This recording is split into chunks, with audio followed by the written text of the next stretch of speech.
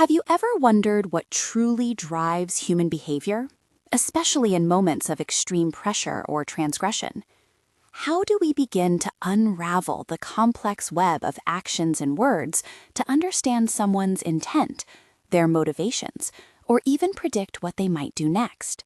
It's a profound question, one that behavioral scientists and investigators grapple with daily. Welcome. Today, we're diving into the fascinating and often misunderstood world of behavioral analysis, specifically how it helps us interpret offender communication. This isn't about guesswork or sensationalized profiling you might see in movies. It's a systematic, scientifically grounded approach to understanding human actions. We'll explore how experts piece together seemingly small details, both spoken and unspoken, to shed light on some of the most challenging questions in criminal justice. Our goal is to demystify this field, showing you its practical applications, its foundational principles, and even some of the important ethical considerations that shape its future. Behavioral analysis has a rich history, evolving from earlier, less rigorous methods once known as criminal profiling. Today, it's far more comprehensive and rooted in scientific understanding. Think of it not as an art, but as a discipline that meticulously examines behavior to grasp the why, the motivation, and the how, the modus operandi, of a crime. It draws upon a diverse foundation, pulling insights from criminology, forensic psychology, sociology, and years of hands-on investigative experience. At its heart is a simple yet powerful idea: an individual's thoughts, their past experiences, and their interactions with the world around them profoundly influence their actions. This means that criminal behaviors, however perplexing, can offer significant clues into an offender's psychological makeup and recurring patterns. Now, let's explore where and how these principles are applied. One of the primary applications is in criminal investigative analysis. This involves an in-depth examination of everything from an offender's motivation and their choice of victims, to their level of sophistication during the crime, the specific actions they took, and the overall sequence of events. It's about building a narrative from the evidence, understanding the invisible script the offender followed. Another crucial area is interview and interrogation strategies. Here, behavioral analysts combine psychological concepts and scientific methods to prepare, conduct, and rigorously analyze interviews. The focus is keenly set on identifying deception, understanding cognitive patterns, and flagging inconsistencies in both statements and actions. Crucially, analysts establish an interviewee's baseline behavior, how they typically act and communicate, and then look for any significant deviations or inconsistencies across all their communication channels: their verbal statements, their nonverbal cues, their body language, their emotional responses, and even disclosures of violent intent. It's about looking at the whole picture, not just isolated gestures. Beyond direct interaction, behavioral insights also inform investigative strategy development. Analysts provide recommendations to enhance the effectiveness of an investigation, helping law enforcement optimize their resources and pursue the most promising leads. Threat assessments are another vital application, where patterns of thinking and behavior are carefully analyzed to evaluate an individual's potential for violence or carrying out an attack. This proactive approach can prevent harm. Similarly, crime scene analysis isn't just about physical evidence. It involves scrutinizing both explicit and implicit verbal and nonverbal clues that might be left behind, telling a story about the perpetrator. Finally, behavioral analysis always considers a wide array of contextual factors. This includes an individual's developmental history, their social environment, any psychological trauma they may have experienced, and their family dynamics. For example, extensive research into adverse childhood experiences, often called ACEs, has highlighted their strong association with poor long-term mental health. Understanding these factors can provide crucial context for an individual's behavioral trajectory, including potential pathways to offending. It's about appreciating the complex tapestry of a person's life, not just isolated acts. This complex field involves many key stakeholders.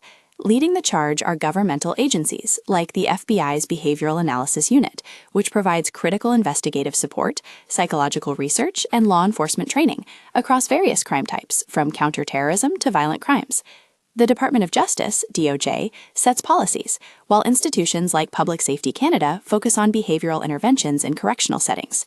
Academic and research institutions, such as universities and specialized research organizations, contribute through scholarly publications and behavioral services, constantly pushing the boundaries of our understanding.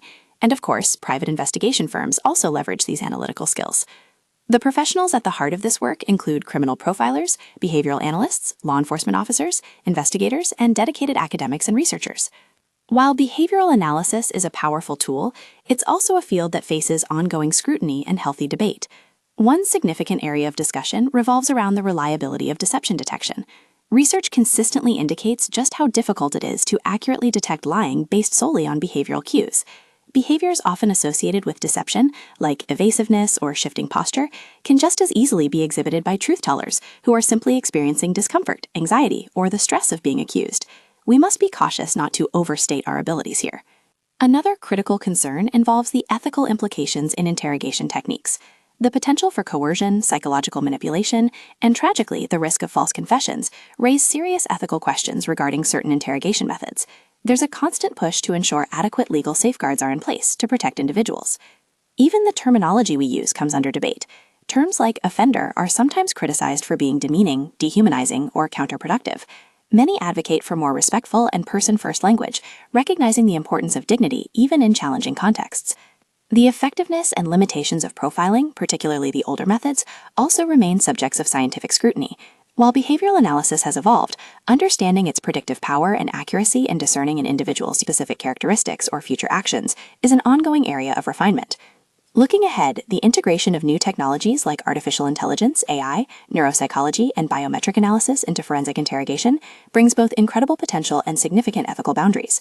Questions arise about potential misuse, the invasiveness of these tools, and their legal implications. We must proceed thoughtfully. And finally, the influence of peer communication is a continually researched area. Understanding the complex dynamics of social influence on criminal behavior, specifically how verbal communications from peers versus strangers impact an individual's perception of legal and social consequences, is vital for prevention and intervention strategies. So, where does this leave us? Behavioral analysis is a dynamic and continuously evolving field. It's marked by an ongoing refinement of methodologies and the exciting, yet challenging, integration of new technologies like AI and advanced neuroscientific approaches. While these advancements bring enhanced analytical capabilities, they also bring persistent ethical considerations, especially concerning data privacy, potential misuse, and the legal implications of increasingly precise tools. Research will continue to deepen our understanding of complex behavioral dynamics, including the long-term impact of adverse childhood experiences and the intricate influence of social interactions on criminal behavior. This ongoing study, coupled with technological advancement, points towards a future where our approaches to understanding and responding to offender communication will be even more nuanced, scientifically informed, and crucially, ethically aware. Ultimately, behavioral analysis isn't about labeling or predicting with absolute certainty. It's about building a deeper, more informed understanding of human behavior in its most challenging contexts. It's about using science and empathy to piece together the stories that behavior tells, striving for justice, prevention, and ultimately a safer, more understanding society. Thank you for joining me on this exploration.